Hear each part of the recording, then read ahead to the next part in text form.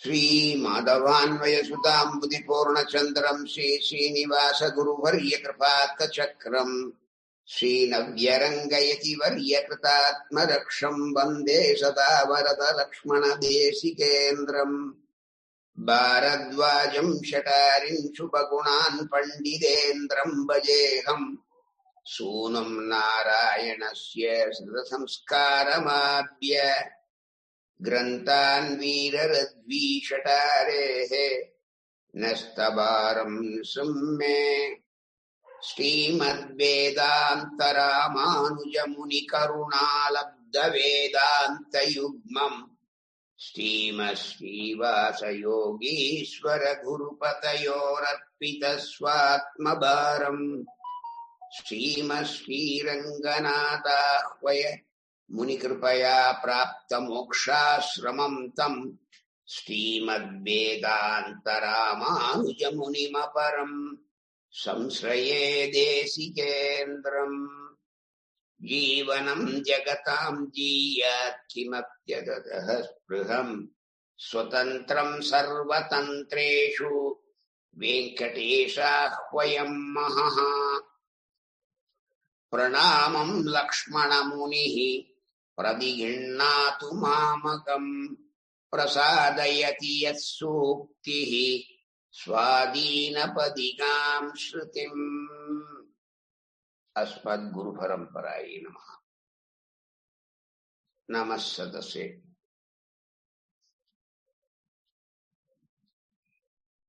பகவத்கீதையினுடைய இரண்டாவது அத்தியாயத்திலே 9 ஸ்லோகங்கள் வரையில் கிரமேண அர்த்தங்களை அனுபவித்தோம். அதுல இந்த 9 ஆரம்பிச்சு நிறுத்தினோம்.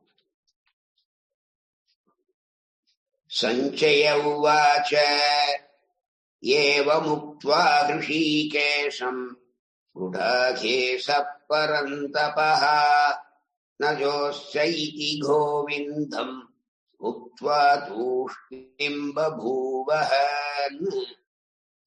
ஹே பரந்தப, பகைவர்களை வாட்டுபவனே, குடாகேசா, தூக்கத்தை ஜெயித்தவனே, ஹ்ருஷீகேசம், இந்திரியனை ஆளுகின்ற கோவிந்தம் ஸ்ரீ கிருஷ்ணனை குறித்து ஏவம் முக்த்வா, இப்படி சொல்லிவிட்டு, நயோத்சே, நான் யுத்தம் பண்ண மாட்டேன், இதி உக்த்வா என்று சொல்லிவிட்டு, தூஷ்ணின் பேசாமல் பபூவை இருந்து விட்டான். இதுவரைக்கும் அந்த அர்ஜுன கிருஷ்ண சம்பாதங்களை கிரமேண அனுபவிச்சோம். இதுல கடைசியா நான் யுத்தம் பண்ண மாட்டேன், நீ எது நல்லது, கற்பண்ய தோஷோபவ சுபாவகான்னு அந்த எம்பெருமான் கண்ணனிடம் அர்ஜுனன் சரணாகதி பண்ணையும் நாம அனுபவிச்சோம். அதுக்கு பிற்பாடு நீ என்ன சொன்னாலும் நான் கேட்கிறேன், ஆனா நான் யுத்தம் பண்ண மாட்டேன், எனக்கு யுத்தம் பண்ணுவதா வேண்டாமா என்பதை நீ தகுந்த காரண காரியங்களுடன் ஆராய்ந்து சொல்ல வேணும்னு பிரார்த்திச்சுட்டு யுத்தம் பண்ண மாட்டேன்னு அப்படியே சோகார்த்தனா உட்கார்ந்துட்டான். அப்போ தம்முவாச ஹ்ருஷீகேசஹ பிரஹசன்னிவ பாரத சேனயோருபயோர்மத்யே சீதமானம் இதம் வசஹ.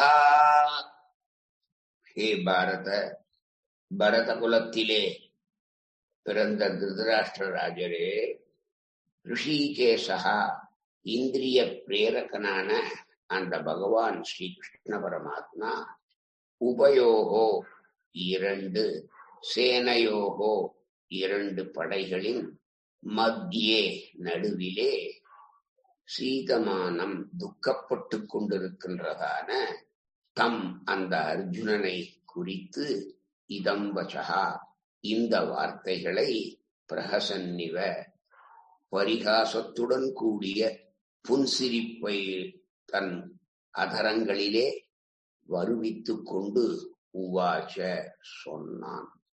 என்னன்னு சொன்னா, இப்போ உடல், உயிர், அதாவது ஆத்மா, இவற்றை பற்றி தெளிவாக அறிவு இல்லாததனால் ஏற்பட்ட சோகத்தாலே சூழப்பட்டவனும், தேக ஆத்ம விவேகம் உள்ளவன் போல் தர்ம அதர்மங்களை பற்றி பேசுபவனும், இரண்டு சேனைக்கும் நடுவில் யாருமே எதிர்பார்க்காத வகையிலே எவ்வித சலனமும் இல்லாமல் செய்கையும் இல்லாமல் பேசாமல் இருப்பவனான அந்த அர்ஜுனனை பார்த்து, இந்திரியங்களை நியமிக்கும் பரமாத்மா தன் அதரங்களிலே தோன்றிய புன்சிரிப்புடன் நத்வேவாகம் என்று ஆரம்பித்து சர்வதன்மான் பரித்யச்சங்கிற அளவுல, அதாவது இந்த 12வது ஸ்லோகத்திலிருந்து 18ஆம் அத்தியாயம் 66வது சரம ஸ்லோக பரியந்தம் கீதையை அர்ஜுனனுக்கு உபதேசிக்கிறான். இங்கேருந்துதான் கீத உபதேசம் ஸ்டார்ட் ஆகுது. இதுவரைக்கும் நாம பார்த்ததெல்லாம் ஒரு முன்னுரை, ஒரு அவதாரிகா ரூபமா கீதையை பத்தி வந்ததே தவிர, உண்மையிலேயே அர்ஜுனனுக்கு உபதேசமானது கீதோபதேசம் இந்த ஸ்லோகத்திலிருந்துதான் தோன்றுகிறது. பகவான் வாச்சன்னு ஆரம்பிக்கிறான் பாருங்க. அந்த 11வது ஸ்லோகத்திலிருந்து கடைசியில 18ஆம் அத்தியாயத்துல சரம ஸ்லோகம் பரியந்தம் கீத உபதேசம். அத ஒவ்வொரு ஸ்லோகத்துக்கும் அதனுடைய உண்மையான தாத்பரியம் என்ன, இதிலே விசிஷ்டாத்வைதிகள நாம் அந்த உண்மையான தாத்பரியம் யதாவஸ்திதமான அர்த்தத்தை கொள்கிறோம். இதரால், அதாவது அத்வைதிகளும் துவைதிகளும் அவரவர் மதங்களுக்கு ஏற்ப அந்த கீதையினுடைய அர்த்தங்களை திரித்தும் தங்களுக்கு வேண்டிய அளவு கையகால வெட்டியும் சொல்லிருக்கா இன்னி வரைக்கும். அதுவும் லோகத்துல ரொம்ப பிரசித்தமா இருந்துகிட்டு இருக்கு. அதனால இனி வருகின்ற ஒவ்வொரு ஸ்லோகங்களிலும் விசிஷ்டாத்வைத்தமா பரத்தை முன்னால அதை சொல்லாம விசிஷ்டாத்வைத்தம்னு சொல்லாது இது உண்மை பொருள் என்று சொல்லி, அதற்கு பிறகு அத்வைத்திகளும் துவைத்திகளும் அதே ஸ்லோகத்துக்கு என்ன மாதிரி அர்த்தம் வா பண்றாங்கிறதையும் சுருக்கமா கோடிட்டு காட்டிவிட்டு ஒவ்வொரு ஸ்லோகத்தையும் அந்த மாதிரி ரீதியிலே நாம் அனுபவிப்போம். அப்படி அனுபவிக்கும் போதுதான் இப்போ நம்மளுடைய விசிஷ்டாத்வைத பரமாவே சொல்லுண்டு போனோம்னு வச்சுக்கோம்.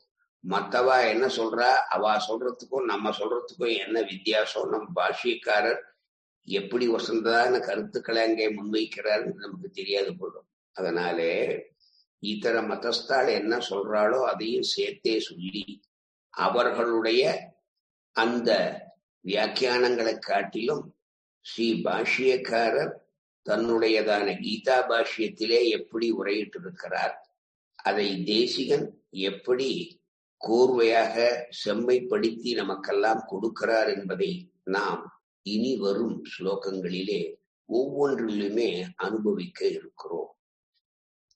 இப்போ இவனுக்கு உடல் வேறு ஆத்மா வேறுங்கிற ஞானம் இருக்கிற மாதிரியும் தெரிகிறது, இல்லாத மாதிரியும் தெரிகிறது. அப்போ என்னடா பைத்தியக்கார மாதிரி பேசுற அப்படின்னு மனசுல தோணுனதுனாலே எம்பெருமான் தன்னுடைய அதரங்களிலே ஒரு புன்சிரிப்பை காட்டுகிறார். சரி, நாம அர்ஜுனனை நல்லா கலைக்கணும், அவனும் இப்ப கலங்கிட்டான். இப்போ அவன் சரணாகதியும் பண்ணிட்டான். இவனை வியாஜமா வச்சுண்டு சகல ஜீவராசிகளும் இப்போது மட்டுமில்ல இனி எதிர் வருகின்ற எல்லா காலங்களிலேயும் பயன்பெறும் வகையிலே நாம் கீதா சாஸ்திரத்தை உபதேசிக்க வேண்டிய சந்தர்ப்பம் இதோ இப்பொழுது வந்துவிட்டது அப்படின்னு பரமாத்மாவுக்கு பரம சந்தோஷம். அதனாலே அவன் திருமுகத்திலே அந்த மந்தஹாசத்துடன் கூடியதான அந்த புன்சிரிப்பு. ஒரு விதத்துல பார்த்தா கீதை ரொம்ப கஷ்டமானது, கடினமானது, சுலபமா புரியாதுன்னு ரொம்ப பேர் சொல்றா. அப்படி நினைக்க வேண்டிய அவசியமே கிடையாது. உபனிஷத்துக்களிலே மறைந்து கிடக்கும் அதிகம்பீரமான, சுலபமான, அறிய முடியாதவைகளான அந்த தத்துவம், ஹிதம், புருஷார்த்தம் என்ற மூன்றையும் அனாயாசமா எல்லாரும் எளிதிலே அறியக்கூடிய வகையிலே அந்த பரிகாச வாக்கியங்களை சொல்லுகிற மாதிரியே கிருஷ்ணன் அர்ஜுனனுக்கு உபதேசித்துக் கொண்டே போகிறார். பிரஹசன்னிவ என்பதற்கு பரிகாச வாக்கியம் வதன்னிவ என்று பொருள் அருளை செய்தார் எம்பெருமானார். அதே மாதிரி அசோசியானுங்கிற அடுத்த ஸ்லோகத்திலே பரிகாச வாக்கியமாய் தான் செய்ய போகும் உபதேசத்திலே அர்ஜுனனுக்கு அவதானாதிகள், அதாவது எவ்வளவு உன்னிச்சு அவன் கவனிக்கிறான் அப்படிங்கிறதை அவர் புரிந்து கொண்டு அதற்கு மேலே மேலே மேலே அருளி செய்து கொண்டே போவதாலே இதுவும் ஒரு அவதாரிகா ரூபமாக வந்தது அப்படின்னு இதுவரைக்கும் வச்சுண்டு இன்னுமே ஸ்ரீ பகவான் உவாச்ச அசோஸ்யான் அன்வசோசஸ்த்வம் பிரஜ்ஞாவாதாம்ஸ்ச பாஷசே கதாசூன கதாசூன்ச ந அனுசோஷந்தி பண்டிதாஹ அப்படின்னு கீதையினுடைய உபதேசத்தினுடைய ஆரம்ப ஸ்லோகம் இது. துவம் ஹே அர்ஜுனா, நீ அசோசியானு துக்கப்படத்தகாதவர்களை பற்றி துக்கப்படுகிறாய். அன்வசோஷ தொடர்ந்து அவர்களை பற்றி துக்கப்படுகிறாய். பிரஜ்ஞாவாதாஞ்ச தேகாத்ம விவேகத்தினாலே சொல்லக்கூடிய வார்த்தைகளையும் பாஷசே நீ சொல்லுகிறாய். பண்டிதாக அறிஞர்களானவர்கள், நன்கு ஆத்ம சாஸ்திரத்தை கசடர கற்றவர்கள், கதாசூனு தேகத்தை பற்றியோ, அகதாசூனு அல்லது ஜீவாத்மாக்களை பற்றியோ ந அனுசோஷந்தி அவ ஒரு காலும் கவலையே படுறதில்லை அப்படின்னு முதல் ஸ்லோகத்துல உபதேசத்தை ஆரம்பிக்கிறான். ஏன் எம்பெருமான் பரிகாச குரலிலே புன்சிரிப்பு தோன்ற சொல்லுகிறான்னா, ஹே அர்ஜுனா, உன் பேச்ச கேட்கும் போது சரீரம் வேறு ஆத்மா வேறுங்கிற அறிவு உனக்கு நிச்சயம் இருக்குன்னு தோன்றது. கவலைப்பட வேண்டாதவர்களான பீஷ்மாதிகளை, அதாவது பீஷ்மர், துரோணர் முதலியவர்களை பற்றி நீ கவலைப்படுவதை பார்த்தால் உனக்கு தேகாத்ம பிராந்தி கண்டிப்பா இருக்குன்னு தெரிகிறது. அப்போ இந்த சரீரத்தினுடைய சுபாவத்தையும் ஆத்ம சுபாவத்தையும் உள்ளது உள்ளபடி நீ ஒரு கால் அறியவில்லையோ என்றதான சந்தேகமும் அடியேனுக்கு எழுகிறது. இதை வைத்து பார்க்கும்போது பண்டிதரானவர்கள், ஆத்ம விசாரத்திலே கைதேர்ந்த அவர்கள் சரீரத்தை பற்றியோ இல்ல ஆத்மாவை பற்றியோ ஒரு காலும் கவலைப்பட மாட்டார்கள். இதுதான் இந்த ஸ்லோகத்தினுடைய ஒரு முக்கியமான அம்சம். இப்போ அவனுக்கு என்ன வந்தது?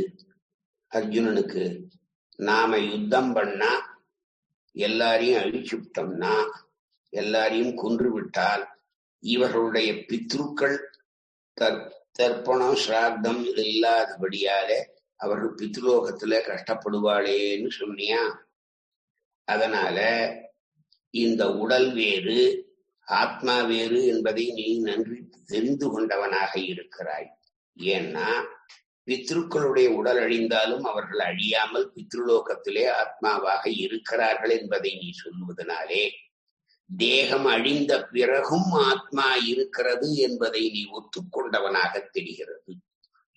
அந்த பித்ருக்களை குறித்து நாம் தர்ப்பணாதிகளை பண்ணுகிறோம்னு சொல்ற. இதனால நீ நன்னா ஆத்ம விஷயங்களை நன்கு தெரிந்தவன் மாதிரி எனக்கு தோன்றது.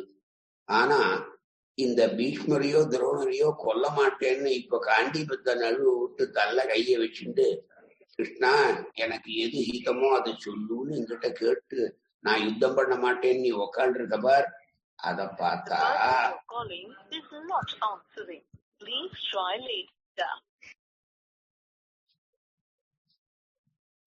இந்த பீஷ்ம துரோணாதிகளை ஆச்சாரியர்களாகவும் பந்துக்களாகவும் நான் யுத்தம் பண்ணால் அவர்கள் கொல்லப்படுவார்களே என்ற விசனம் உனக்கு இருக்கிறது தெரிகிறது. அவர்களை நான் ஒரு காலும் கொல்ல மாட்டேன். அவர்களை கொல்லுவதனாலே மகத்தான பாபம்தான் எனக்கு வரும் என்று சொல்லுவதனாலே நீ புலம்பற. அந்த உன் புலம்பலை பார்த்தா நீ சரீரத்தையே ஆத்மாவாக எண்ணிக்கொண்டிருப்பதாக ஒரு புறம் தெரிகிறது. ஒரு பக்கம் நீ சரீரம் வேற ஆத்மா வேற தெரிஞ்சின்றவ மாதிரி தெரியுது. ஒரு விதத்துல பார்த்தா இவர்களை கொல்ல மாட்டேன்னு சொல்லும் போது சரீரம் வேறு ஆத்மா வேறுன்னு தெரிஞ்சுக்காதவ மாதிரி தெரியுது. உன் சொல்லுக்கும் உன் செயலுக்கும் எந்த விதமான சம்பந்தமும் இல்லாத இருக்கிறதே நான் பார்க்கிறேன். அதனால பரிகசிக்கும் அந்த புன்சிரிப்பை தன் உதடுகளிலே அதரங்களிலே தவழ விடுகிறான் என்பெருமான். இந்த ஸ்லோகத்துக்கு அர்த்தம் பண்ணக்கூடிய ஆதிசங்கர பகவத் பாதாள் அத்வைத பரமா தான் செய்ய வேண்டியதான தர்ம விஷயத்திலே மயக்கமடைந்தவனாய் சோகார்த்தனான அர்ஜுனனை ஆத்ம ஞானத்தில் அல்லாமல் வேறு விதத்தினாலே அவனுடைய சோகத்தை கண்டிப்பாக நிவர்த்திக்க முடியாது அப்படின்னு பகவான் நினைச்சு அந்த வாசுதேவன் அர்ஜுனனுடைய ஒரு வியாஜமாக கொண்டு உலகத்தில் உள்ள சமஸ்த பிராணிகளும் நற்கதியை அடைய வேண்டும், நன்மை பெற வேணுங்கிற அந்த ஒரு முக்கிய குறிக்கோளுக்காக இந்த ஆத்ம ஞானத்தை இந்த ஸ்லோகம் முதல் ஆரம்பித்து உபதேசிக்கிறான் அப்படின்னு சொல்லி அதுக்கு மேலே பீஷ்ம துரோணாச்சாரியர்களை பற்றி ஒருவரும் சோகிக்க வேண்டாம். ஏன்னா விவகாரிகமான அவர்கள் நல்லொழுக்கமுடையவர்கள், பாரமார்த்திகளாகவும் இருப்பவர்கள். நீ அர்ஜுனா துக்கிக்கத்தகாத அவர்களை குறித்து துக்கப்படுகிறாய். அவர்கள் சாகப் போகிறார்களே, அதற்கு நான் அல்லவோ காரணம் என்று நினைக்கிறாய். ஞானிகளுடைய வார்த்தைகளையும் பேசுகிறாய். உன்மத்தன் போல, அதாவது பைத்தியம் பிடித்தவன் போல மாற்றி மாற்றி பேசுகிறாய். ஏனென்றால் இறந்தவர்களையும் ஜீவித்திருப்பவர்களையும் குறித்து பண்டிதர்களான ஆத்ம ஞானிகள் ஒரு காலம் துக்கமடைய மாட்டார்கள். எவருக்கு ஆத்ம ஞானம் இருக்கோ அவன்தான் பண்டிதன். நீயோ அப்படி அந்த ஆத்ம ஞானிகளை பார்த்து தவிக்கிறாய், துக்கிக்கிறாய். அதனால் நீ மூடன் என்பதிலே எந்த விதமான சந்தேகமும் இல்லை அப்படின்னு ஆதிசங்கர பகவத் பாதாளுடைய வியாக்கியானம் இந்த ஸ்லோகத்துக்கு. அதுக்கே மத்வாச்சாரியார் துவைத்த பரமா, ஹே அர்ஜுனா, நீ துக்கிக்க தகாதவர்களை பற்றி தொடர்ந்து துக்கப்பட்டு கொண்டிருக்கிறாய். நீ யாரை பற்றி துக்கித்தாயோ அவர்கள் உன்னுடைய துக்கத்திற்கு ஏற்றவர்கள் அல்ல, தகுதி ஆனவர்கள் அல்ல. பிரஜாவாதாஞ்ச அப்படிங்கிறதுனாலே உன் சொந்த புத்தியினால் மாத்திரம் உண்டானவைகளை நீ சொல்லுகிறாய். நன்கு அறிந்தவர்களுக்கு எது பேசத்தகாததோ அப்படிப்பட்ட பேச்சை நீ பேசுகிறாய். நீ பேசின பேச்சுக்கள் உன் சொந்த புத்தியினுடைய கற்பனையை அன்றி அதில் கிஞ்சித்தும் உண்மை இல்லை. ஞானிகளுக்கு அவை ஏற்புடையவை அல்ல. நாராயண துவேஷிகளையும் அவர்களை சார்ந்தவர்களையும் கொல்லுவது அதர்மம் என்ற ஞானிகள் ஒரு காலம் சொல்ல மாட்டார்கள். ஏனென்றால் ஞானிகள் உயிருடன் இருப்பவர்களை பற்றியும் துக்கப்படுவதில்லை, கவலைப்படுவதில்லை. அதே போல ஒரு நிமிஷம்,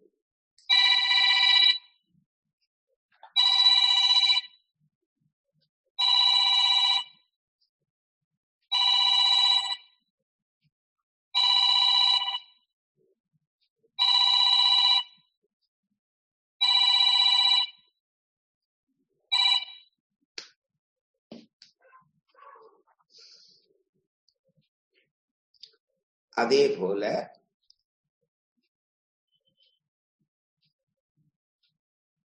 ஞானிகள் உயிருடன் இருப்பவர்களை பற்றியும் கவலைப்படுவதில்லை, துக்கப்படுவதில்லை.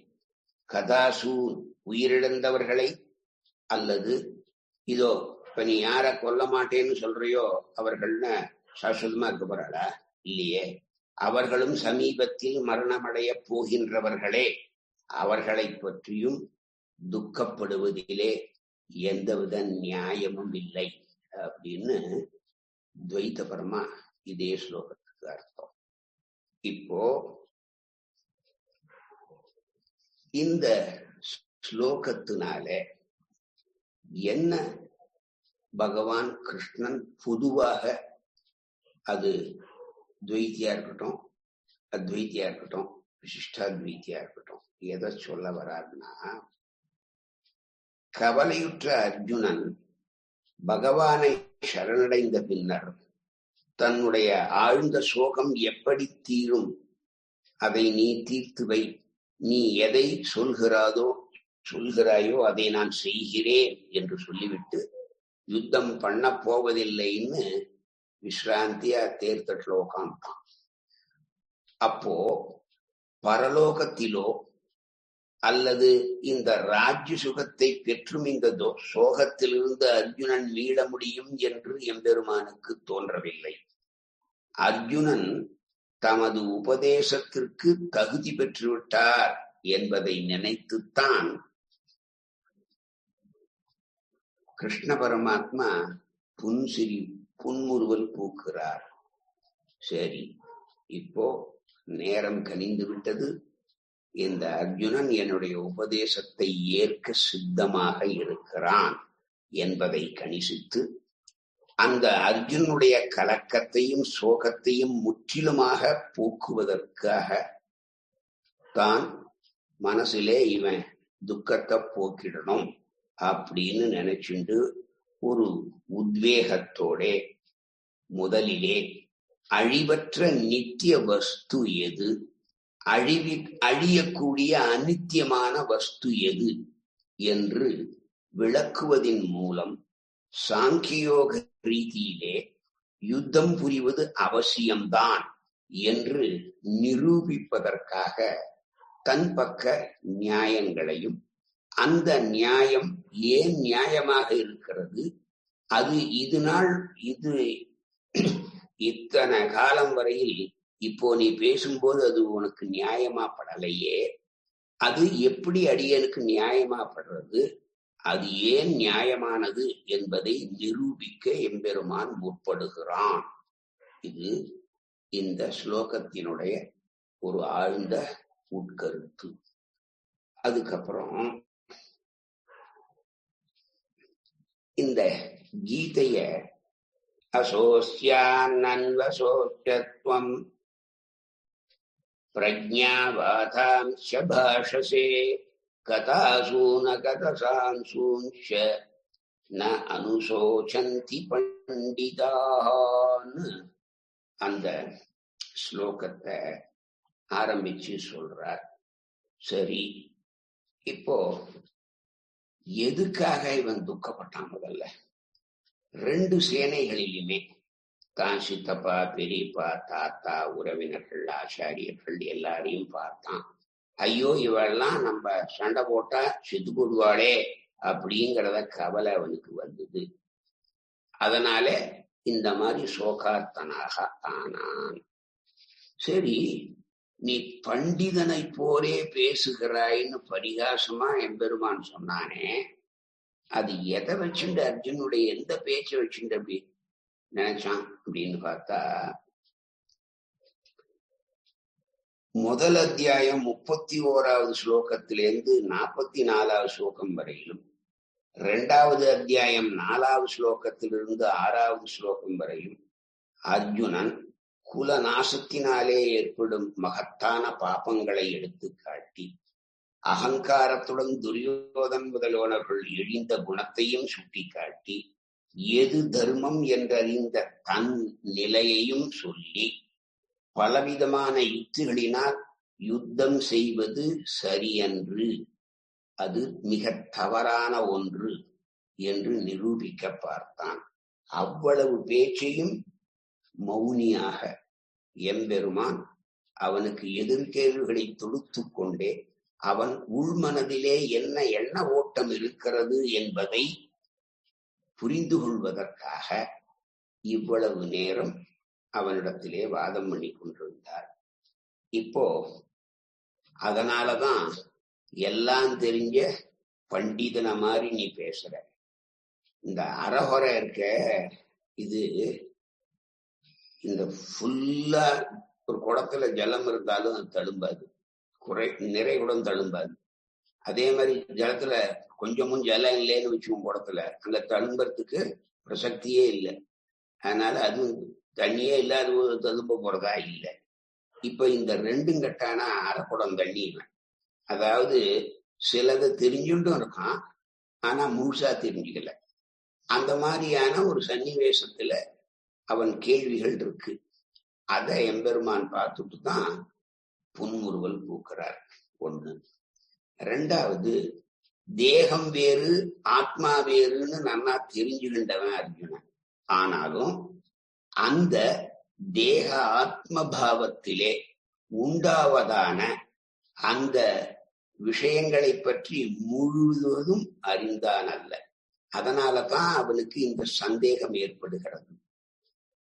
அப்போ யாரும் யாரையும் கொல்லவும் முடியாது, யாராலும் கொல்லப்படவும் முடியாது. இது இயற்கை நியதி. இப்போ எந்த ஒரு பொருள் எடுத்துங்க உலகத்துல உங்களால இல்லாமல் பண்ணவே முடியாது. ஒரு செங்கல் கல் இருக்கு, அதை அட்டிச்சு தூள ஆச்சு அதை சின்ன சின்ன இல்லையா செங்கல் ஜல்லியாக்கலாம். அதையும் நல்லா நொறுக்கி ரொம்ப இதா பொடியா அதை இன்னும் பல்வரை மிஷின்ல கொடுத்து நன்னா பண்ணா மழை செங்கா மட்டும் பொடியா வருமே தவிர இல்லாமல் ஒரு வஸ்துவை நம்மளால பண்ணவே முடியாது. பகவத் சிருஷ்டியில எந்த பொருளையும் நம்மால் அழித்து விட முடியாது. ஒரு உருவத்திலிருந்து மற்றொரு உருவத்திற்கு நாம் அதை மாறுதலை செய்ய முடியுமே தவிர எந்த பொருளையும் நாம் இல்லாமல் செய்து விடவே முடியாது. எத்தவனா எடுத்துங்கோ, அது திடப்பொருளா இருக்கட்டும், திரவ பொருளா இருக்கட்டும், வாயு பொருளா இருக்கட்டும்.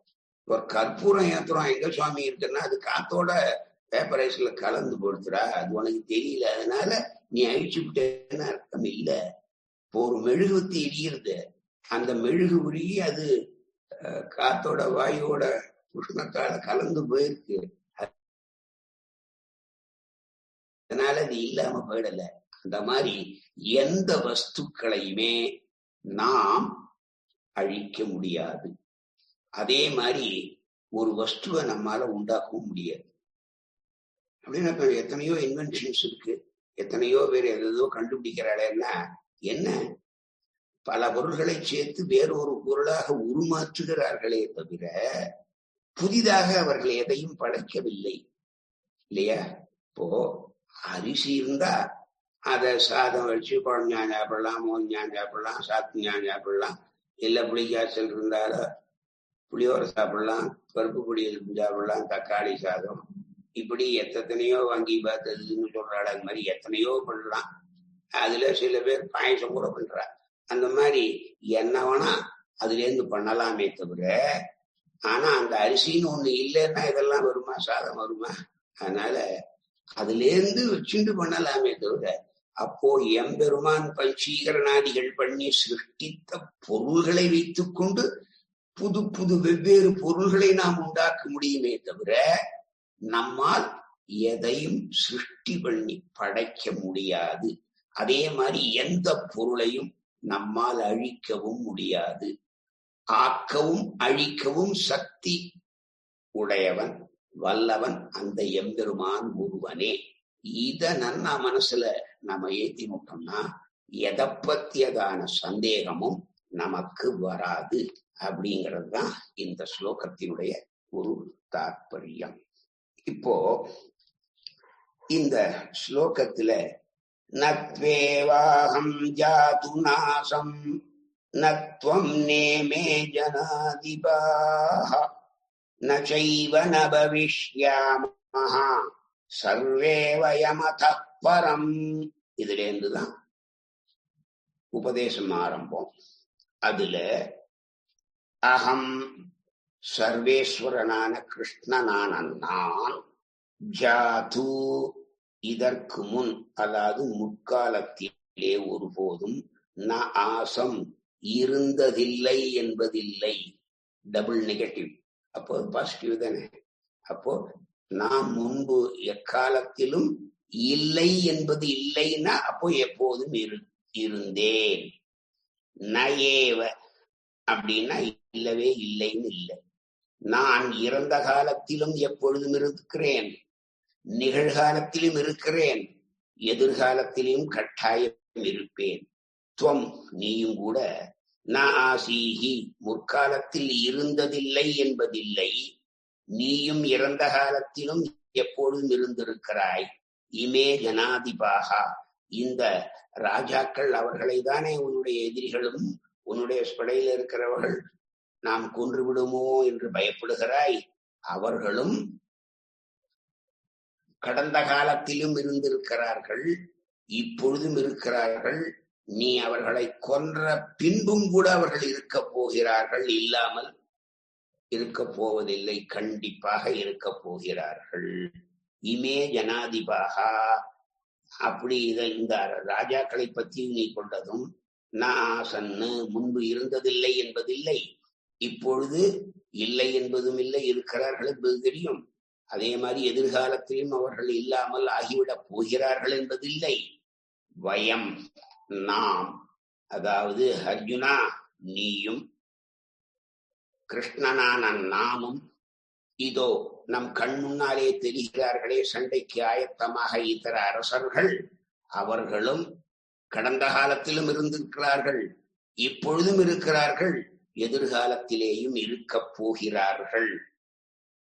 ஏவ சர்வே ஏவ இவர்கள் அனைவருமே அதப்பரம் இதற்கு பிறகு ஒரு காலத்திலும் ந பவிஷ்யாமஹா இருக்க போவதில்லை என்பதும் ந இல்லை. இப்போ எதிர்காலத்திலும் அவர்கள் கட்டாயம் இருக்க போகிறார்கள் அப்படின்னு முதல் ஸ்லோகத்துல உபதேசித்த ஆரம்பிக்கிறார். ஹே அர்ஜுனா, போன அனாதியான காலத்துல நான் இல்லைங்கிறதும் கிடையாது, நீ இல்லைங்கிறதும் கிடையாது, இந்த ராஜாக்கள் எல்லாரும் இல்லைங்கிறதும் இல்லை. நாம் எல்லாரும் கடந்த காலத்திலும் இருந்திருக்கிறோம், இப்பொழுதும் இருக்கிறோம், எதிர்காலத்திலும் கட்டாயம் இருக்க போகிறோம். இது பிரத்யக்ஷ சித்தம், கண்கூடு. மேல் வரும் காலத்திலும் நாம் இருக்க மாட்டோம் என்பது கட்டாயம் இல்லை, இருக்கவே போகிறோம். அதனால்தான் பகவான் இருந்தேன் இருந்தாய் என்று சொல்லாமல் இல்லை என்பதில்லைன்னு சொன்னதுக்கு காரணம் என்னன்னா, அவன் மனசுல, அர்ஜுனன் மனசுல தான் சொல்லும் கருத்து ஆழமாக பதிய வேணும் அப்படின்றதுனால ஒரு உத்வேகத்தினாலே சொல்றான்.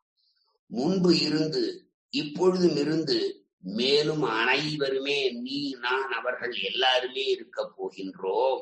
ஆகையினாலே நீயும் நித்தியன் நானும் நித்தியன். நாம பாக்குறோமே இந்த சேனையில அத்தனை ராஜாக்களும் போர் வீரர்களும் நித்தியர்களே. அவர்கள் முன்காலத்திலும் இருந்தார்கள், இப்பொழுதும் இருக்கிறார்கள், எதிர்காலத்திலும் இருக்க போகிறார்கள். அதனால நீ யாரடா கொன்ன? துளியும் கொல்லல. அதனால அப்படி நினைக்கிறதுக்கு பிரசக்தியே கிடையாது.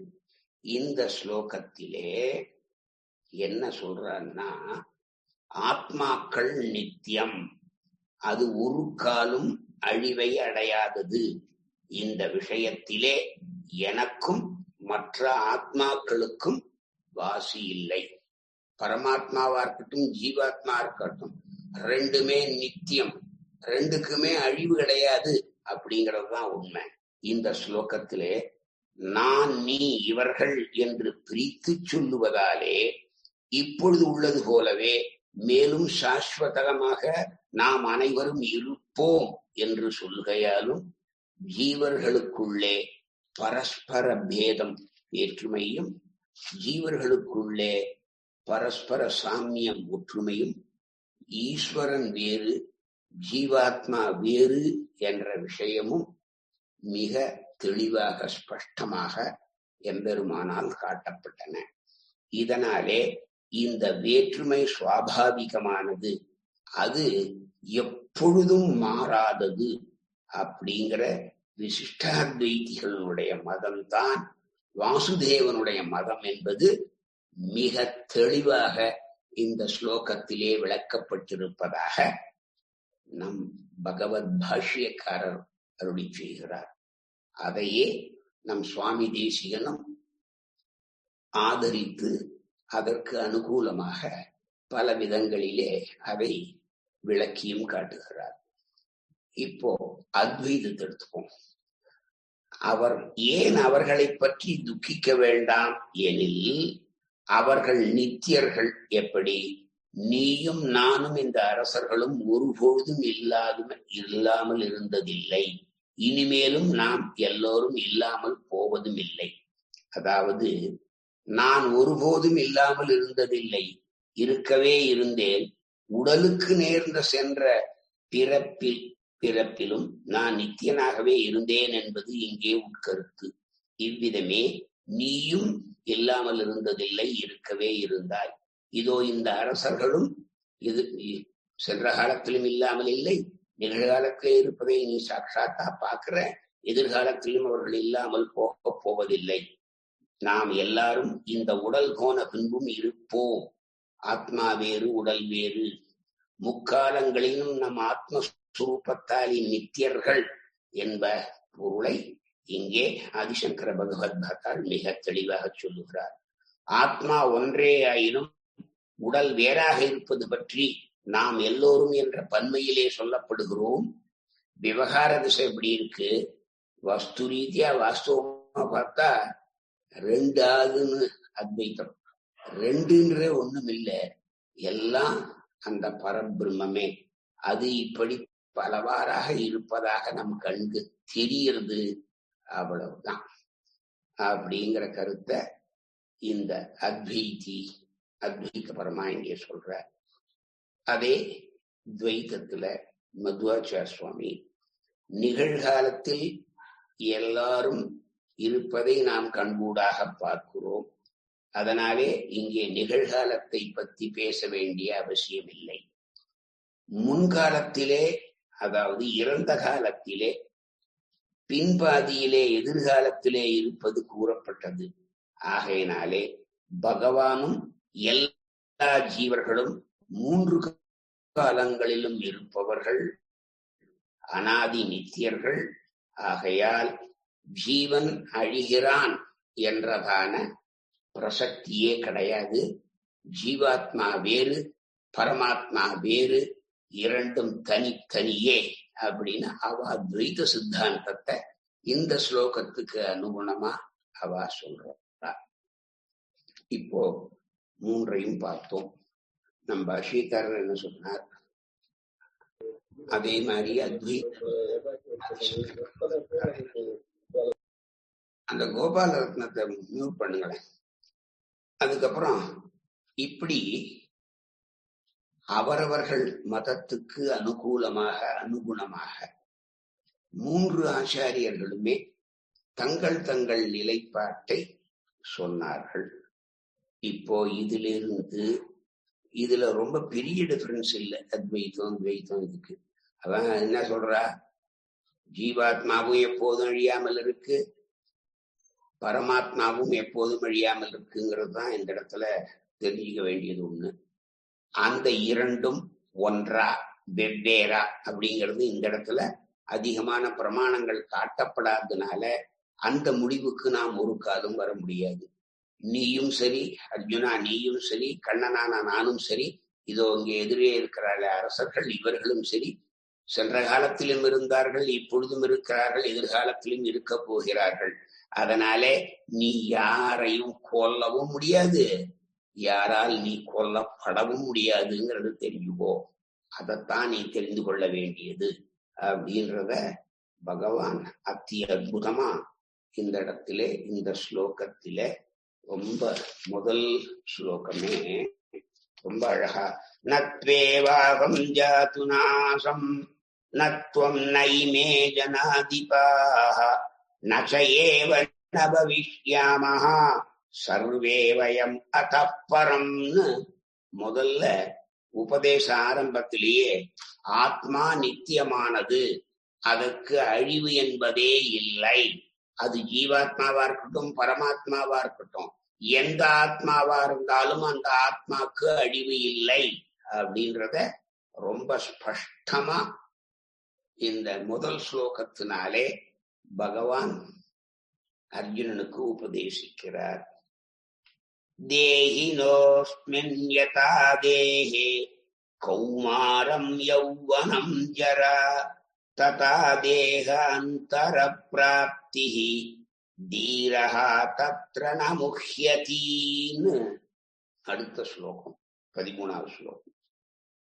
அஸ்மின் தேஹே இந்த சரீரத்திலே இருப்பதான தேஹினஹா ஆத்மாவிற்கு கௌமாரம் அந்த வாலிபத்தன்மையும், யௌவனம் அந்த சிறு குழந்தை குமாரனா இருக்கிற தன்மையும், யௌவனம் யுவாவான தன்மையும், ஜராஹா கிழத்தனமும், யதா எப்படி கிரமேண வருகிறதோ வரிசையா வரதோ, ததா அப்படியே இந்த தேகத்தை நாம் துறந்த பிற்பாடும் கூட, தேகத்தை விட்ட பின்பும் கூட தேகாந்தர பிராப்தி வேறு ஒரு தேகத்தை நாம் அடைவதனாலே கட்டாயம் ஏற்படுகிறது. அதனால இந்த உடலும் அழியவில்லை, அதன் உள்ளுரையும் ஆத்மாவும் ஒரு காலும் அழிவதில்லை. அந்த விஷயத்திலே, அதாவது உடல் அழிகிறது என்னும் விஷயத்திலே தீரகா விவேகியானவன் நமுஹ்யதி ஒரு காலும் அவன் மோகத்தை அடைய மாட்டான். ஜீவாத்மாக்களை அவளுக்கு அழிவே இல்லைன்னு சொல்லும் போது அவன் இறந்தான் இவன் இறந்தான் என்று நாம் சொல்லுகிறோமே, அது எப்படி? பிரத்யக்ஷமாக காண்கின்ற அவர்களுடைய மரணத்தை, சாவை இல்லை என்று யாராலே மறுக்க முடியும் கிருஷ்ணா? ஏன் என்னென்னமோ என்ன சமாதானப்படுத்துது எதோ சொல்றேன். ஒத்தன் இறந்தான்னு சொல்றோமா இல்லையா? அவன் உண்மையை சொல்றானா பொய்ய சொல்றானா? அவன் செத்து போனதுக்கு அப்புறம் தானே அவன் இறந்தான்னு சொல்றான். அப்போ அவன் இறக்கவில்லைன்னு நீ பச்சை பொய்ய சொல்றிய, இதை நான் எப்படி ஏத்துக்க முடியும் அப்படின்னு கேக்குறான். அதுக்கு அப்படியா, சரி. இப்போ இது ஒரு 3 மாச கை குழந்தையா ஒரு குழந்தை இருந்தது. அதுவே வளர்ந்து ஒரு 5 வயசு பாலகனாகவோ பாலகியாகவோ ஆச்சு. அதுக்கப்புறம் ஒரு 25 வயசுல யுவாவாவோ இல்ல யுவத்தியாவோ ஆச்சு. அப்புறம் ஒரு 50 வயசு நடுவாந்திர வயசுல ஒரு நாரி, ஒரு பெண்ணாகவும் ஒரு நல்ல மெச்சூர்டு ஆணாகவும் இருந்தது. அதுவே வார்த்தகத்துல கிழவன் கிழவின்னு ஆச்சு. ஒரு காலம் ஆயுசு முடிஞ்சு போய் செத்தே போட்டு. இப்போ இந்த கைக்குழந்தை பருவத்திலிருந்து அந்த சரீரமானது வளர்ச்சி அடைந்து ஒரு சிறுமியாகவோ சிறுவனாகவோ இருந்த பொழுது அந்த குழந்தை இறந்து விட்டது என்று நீ சொல்கிறாயா? திருப்பி கேட்கிறார் பாருங்க பெருமாள். அப்போ அந்த குழந்தை செத்து போச்சு, அது வேற.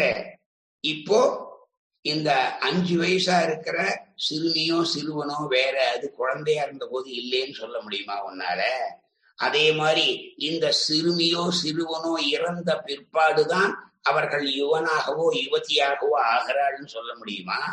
இல்ல அந்த மிடில் ஏஜ் வரும்போது அங்க யௌவனம் போயிடுத்து அவளுடைய இளமை செத்து போச்சுன்னு சொல்ல முடியுமா? அந்த இளைஞன் இறந்து விட்டான் என்றோ அந்த இளைஞி இறந்து விட்டாள் என்றும் சொல்ல முடியுமா? இல்ல அவர்கள் கிழத்தனத்தை அடைந்த போது அந்த நடுவாந்திர வயசுல அவ செத்து போயிட்டான்னு சொல்ல முடியுமா?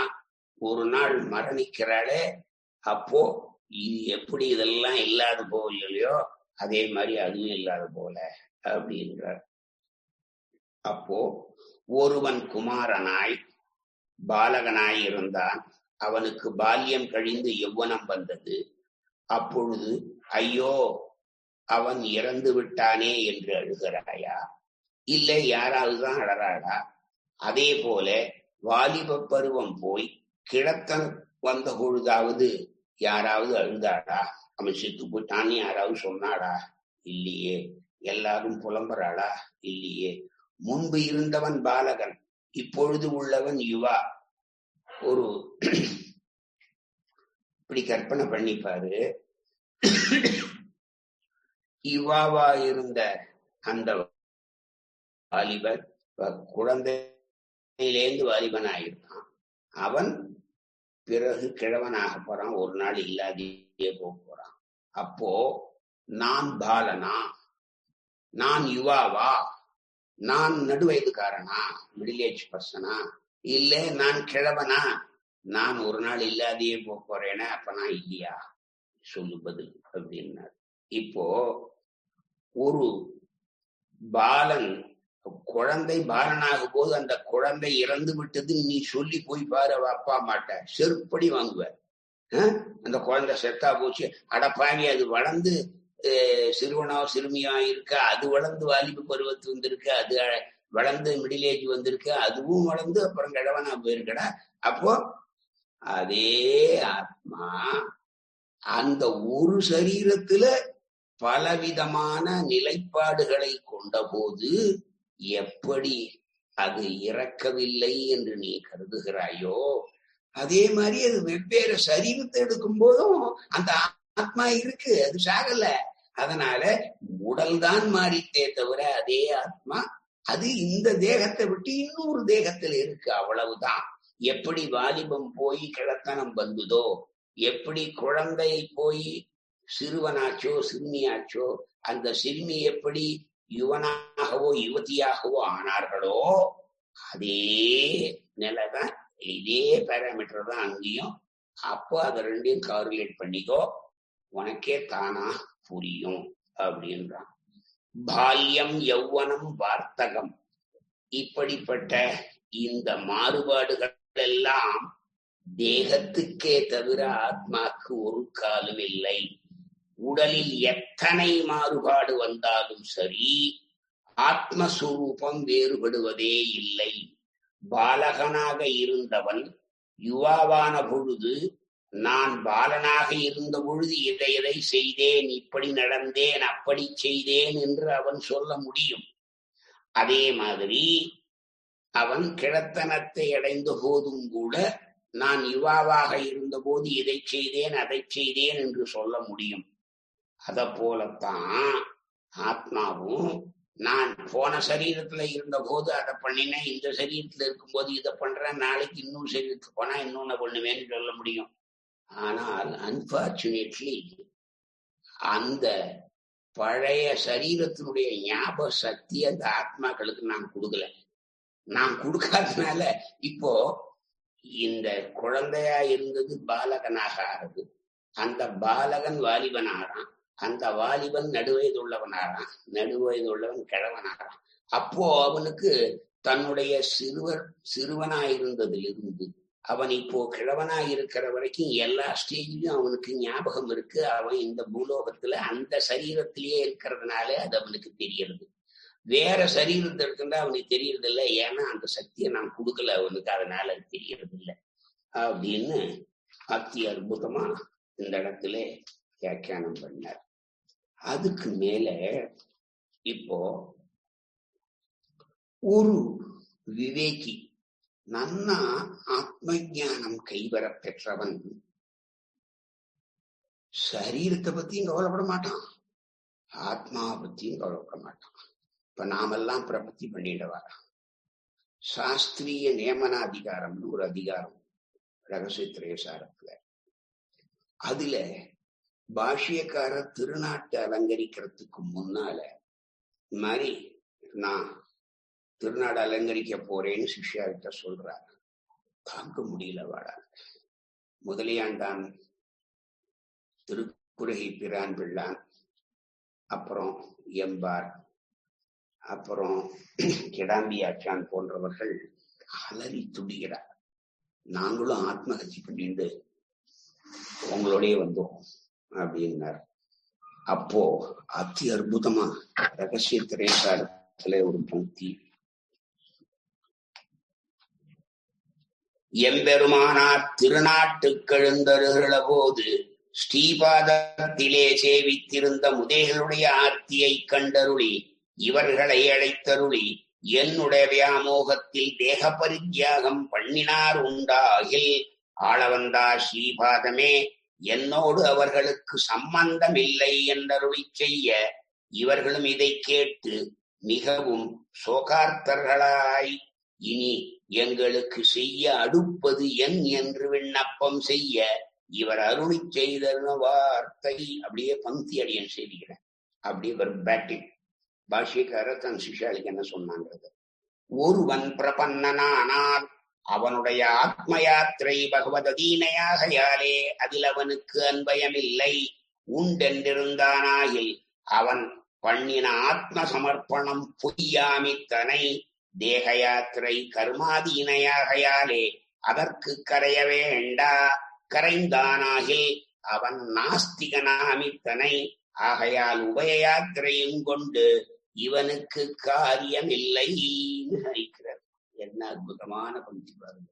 இப்போ ஒரு பிரபன்னானவன் அவனுடைய சரீரத்தை பத்தியும் கவலைப்படக்கூடாது, அவனுடைய ஆத்மாவை பத்தியும் கவலைப்படக்கூடாது. பரசமர்ப்பணம் பண்ணிவிட்டோம், சரணாகதி பண்ணி ஆச்சாரிய மூலமா நம்மளுடைய ஆத்மாவை எம்பெருமானிடத்திலே நாம் சமர்ப்பித்து விட்டோம். விற்ற மாட்டிற்கு புல்லிடுவார் உண்டோ? இப்போ ஒரு மாடு நம்மகிட்ட இருந்தது, அதை இன்னும் தட்டு விட்டுவிட்டோம். அது தினம் இங்க கட்டு திரியில பழகி பழகி இருந்தது. அவன் கொஞ்சம் கயிறை லூஸ் ஆகிட்டு இருந்தான் பொழுது அவுத்துன்னு வந்துடுச்சு. வந்தா என்ன சொல்லுவோம்? மாடு அவுத்துன்னு வந்துடுறா, போய் இழுத்துன்னு போய் கட்டுறா அவங்க ஆத்துலன்னு சொல்லுவோம் மாட்டோமா? அந்த மாதிரி இங்க நம்ம இந்த சரீரம்னு ஒண்ணு இருக்கு, ஆத்மான்னு ரெண்டு தானே. இந்த ஆத்மாவை பத்தி கவலைப்பட வேண்டியதில்லை. ஏன்? ஆத்மாவை எம்பெருமான்கிட்ட சமர்ப்பிச்சுட்டோம். இன்னுமே அது அவன் சொத்து. அதை இஷ்ட விநியோகம் பண்ணிக்கிறதுக்கு அவனுக்கு எல்லா உரிமையும் உண்டு. அப்படி அந்த உரிமை அவனுக்கு இருக்கிறது. இப்போ ஒரு உதாரணம் சொல்லணும்னா, இப்போ சேஷாத்ரி சம்பத் சுவாமி அடியனுக்கு இந்த உபன்யாசத்துக்கு ஏதோ கிஞ்சித் சமர்ப்பிக்கிறார். இப்போ அத அடியே என்ன பண்றேன், வீட்டு வாடகை கொடுக்குறேனா, பால் வாங்குறேனா, மளிகை வாங்குறேனா, இல்ல ஊதாரித்தனமா செலவு பண்றேனாங்கிறத அவருக்கு அதுல ஏதாவது அன்வயம் உண்டு? நம்ம கையில இருந்து போனதான். அவன் எவனோ பண்ணிக்கிறான். அவன் நல்லவனா இருந்தா நல்லத்துக்கு செலவழிக்க போறான், கெட்டவனா இருந்தா குடிச்சு சீரழிய போறான். அதனால அதை பத்தி நாம கவலைப்படக்கூடாது. அந்த மாதிரி ஆத்மாவை எம்பெருமான் திருவடியிலே சமர்ப்பிச்சுட்டோம். அப்ப அது சமர்ப்பணீயமான வஸ்து. அந்த ஆத்மாவை சமர்ப்பித்த பிற்பாடு ஐயோ இந்த ஆத்மாவுக்கு என்ன ஆகுமோன்னு நாம கவலைப்பட்டோம்னு வச்சுக்கோ, அதுக்கு ஒரு முடிவே இருக்காது. அந்த கவலையே நாம படப்படாது.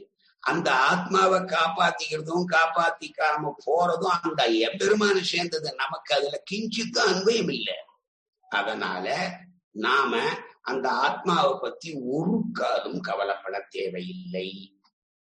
சரிண்ணா, பிரபத்தி நாம் பண்ணி இப்போ அடியனுக்கெல்லாம் 10 வயசுல ஆச்சு, 60 வருஷமா ஆச்சு இது பண்ணின்னு வச்சுங்களேன். அப்போ இந்த ஆத்மா என்கிட்டயே தானே இருக்கு. இந்த சரீரத்துக்குள்ள இந்த ஆத்மா வர்த்திச்சுன்னு தானே இருக்கு. நான் சுத்து போயிடலையே. அப்போ என் ஆத்மாவை பத்தி நான் கவலைப்படக்கூடாது. நான் எம்பெருமானிடத்திலே உண்மையாக இந்த ஆத்மாவை சமர்ப்பித்திருந்தால் அந்த ஆத்மா என்கிட்டயே இருக்கக்கூடாது. அது அவங்ககிட்ட இருக்கணும். இப்ப ஏன் என்கிட்ட இருக்கு? இது பர்டிகுலர் கொஸ்டின், $1 மில்லியன் கொஸ்டின். அதுக்கு பதில் அத்தி அற்புதமா சுவாமி தேசிகன் சாதிக்கிறார். ஒண்ணும் இல்லப்பா, இது நீ என்ன கேட்டுண்ட, எத்திர தேகாவசானேமாம் தொத்பாதம் பிராபய ஸ்வயம்னு.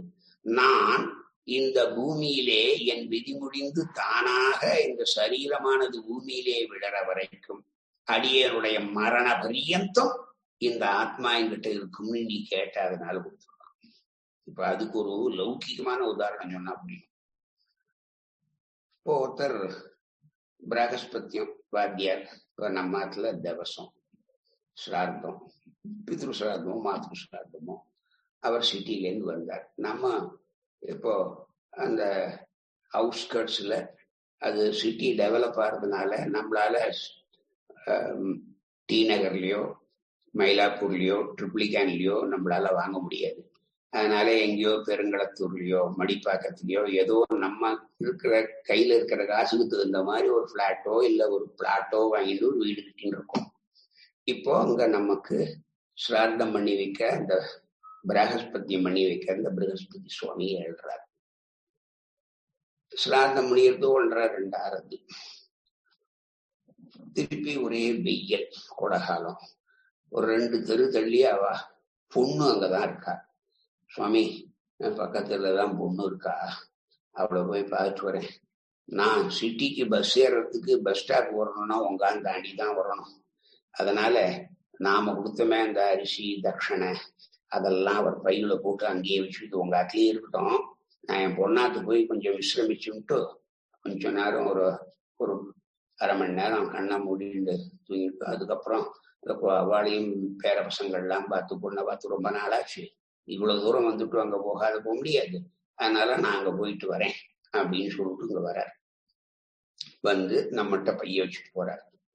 இப்போ நாம அவருக்கு ஒரு 1000மோ 2000மோ தட்சிணை கொடுத்தோமே, அந்த பையில தான் இருக்கு. இப்போ நம்ம பால்காரன் வரான், இந்தா இதுன்னு எடுத்து கொடுத்துட முடியுமா? ஏன்? நம்ம சேர்ந்தது இல்லை, அவருக்கு கொடுத்துட்டோம், அது அவரை சேர்ந்தது. அப்போ அதை எப்படி செலவு பண்ணோம் அப்படின்றத அவருக்கு உரிமையை தவிர நம்ம உரிமையை நாம் இழந்து விட்டோம். ஆனாலும் நாம சமர்ப்பிச்ச பணம் யார் எங்க இருக்கு? நம்ம நாட்டில் தான் இருக்கு, எங்கேயும் போயிடல, அது அங்கேயேதான் பையில இருக்கு. அப்ப எடுத்து நம்மளால கொடுக்க முடியும். அந்த மாதிரிதான் எத்திர தேகாவசானேமாம் தொத்பாதம் பிராபயஸ்வயம்னு வேண்டின்றதுனாலே திருப்த பிரபத்தியா, சரி நீ உசுறு வாழற வரைக்கும் நீ ஆத்மா உன் சரீரத்திலே இருக்கட்டும்னு பகவான் விட்டு வச்சிருக்கான். எப்படி அந்த பைய அந்த பிரகஸ்பதி சுவாமி வச்சுட்டு போனாரோ அந்த மாதிரி. அதனால அதை எடுத்து நம்ம கண்ணா பொண்ணான்னு செலவு பண்ண முடியாது அந்த பணத்தை. அந்த மாதிரி இந்த ஆத்மா நம்மது இல்ல, அது எம்பெருமான்ட்ட சமர்ப்பிச்ச ஒண்ணு. அதனால இந்த ஆத்மாவை பத்தியதான உரிமை நமக்கு கிஞ்சித்தும் கிடையாது, அதுதான் உண்மை.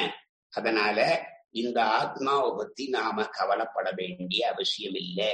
நாம கொடுத்திருப்போமே இந்த தட்சிணைய அவர் எப்படி செலவு ஒழிக்க போறாருங்கிற சிந்தனை நமக்கு உண்டா? எப்படி வேணா அவர்கிட்ட கொடுத்துட்டோம், கொடுத்ததுக்கு அப்புறம் அவர் எப்படி செலவு பண்ணா நமக்கு என்ன? நமக்கு அதுல ஏதாவது கண்ட்ரோல் இருக்கா? ஒன்றும் கிடையாது.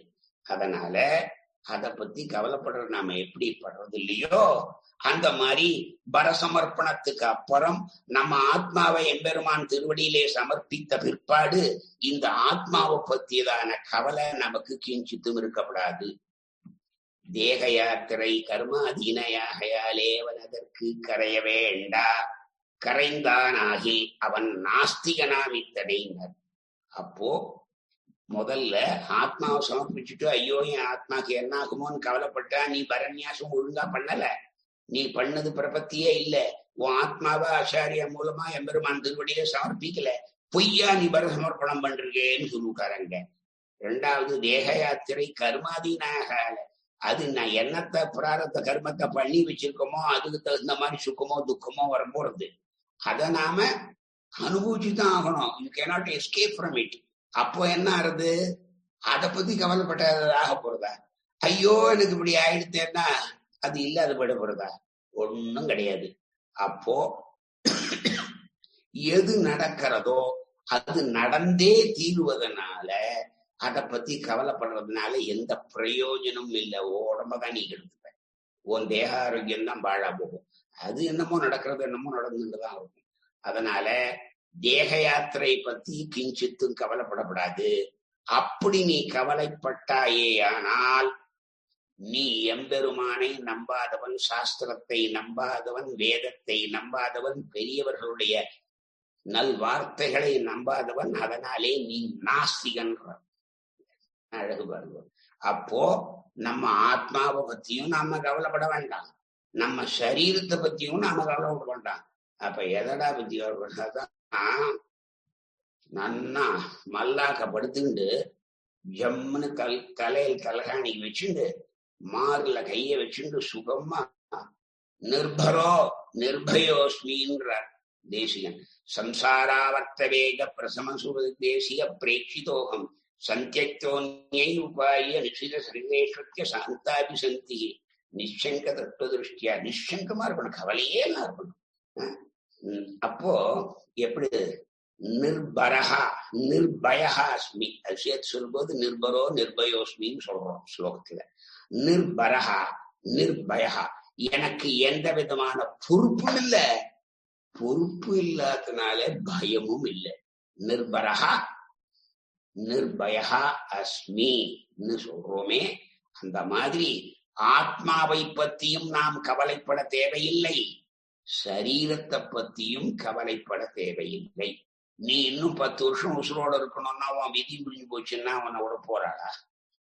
இல்ல இல்ல.